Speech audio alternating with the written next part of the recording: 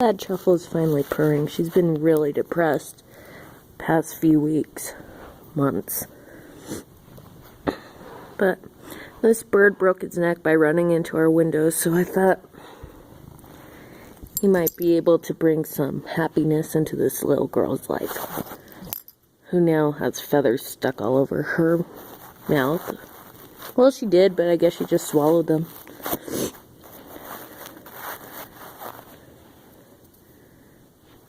Look at all these feathers she tore out. Hey, Chuffs. Hi, you purring? Yeah.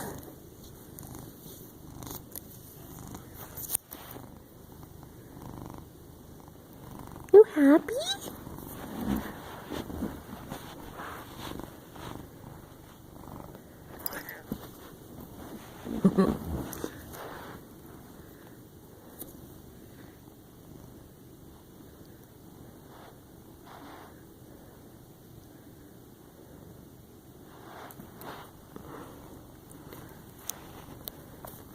Truffle Bear. Hi, Juffies.